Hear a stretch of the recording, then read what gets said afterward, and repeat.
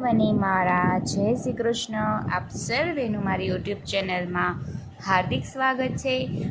ભાદરવા માસ એટલે દેવ પૂજનનો માસ.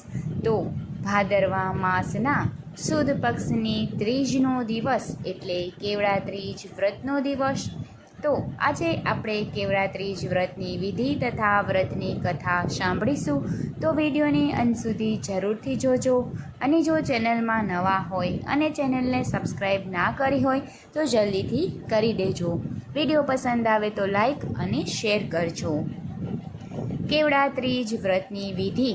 આ વ્રત ભાદરવા માસના સુદ પક્ષની ત્રીજના દિવસે કરવામાં આવે છે. વ્રત કરનાર સ્ત્રીએ નિત્ય ક્રમમાંથી પરવારી ભગવાન શંકરની કેવડાથી પૂજા કરવી. આજના દિવસે શિવ પાર્વતીજીની પૂજા કરવામાં આવે છે. આ દિવસે નકોરડા ઉપવાસ કરવાનો અને આખો દિવસ કેવડો સૂંઘવાનો હોય છે. આ વ્રત કરવાથી ભગવાન શંકર પ્રસન્ન થાય છે, મનોવાંછિત ફળ આપે છે તથા સ્ત્રીઓને અખંડ સૌભાગ્ય પ્રાપ્ત થાય છે.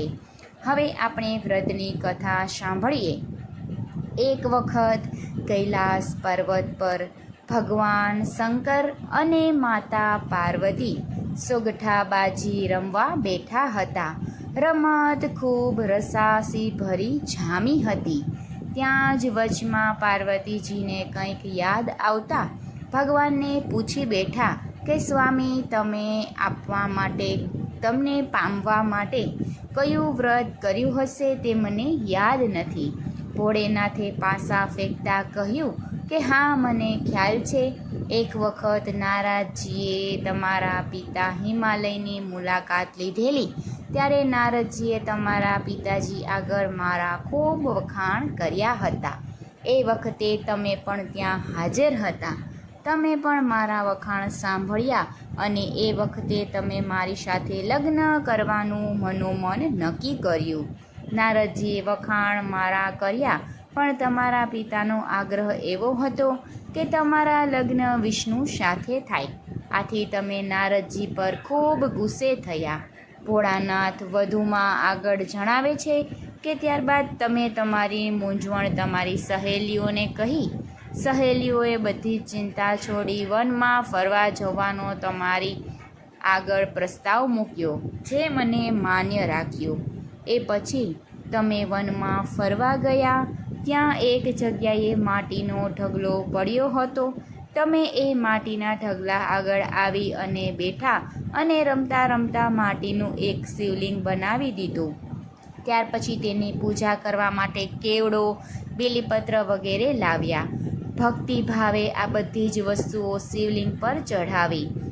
ભાદરવા સુદ ત્રીજનો એ દિવસ હતો. તેને એ દિવસે ગુસ્સામાં કંઈ ખાધું નહોતું. છતાં તમે પ્રસન્ન ચિત્તે ભૂખ્યા પેટે મારી પૂજા કરી. આથી હું તમારા પર પ્રસન્ન થયો અને તમને વરદાન માગવા કહ્યું.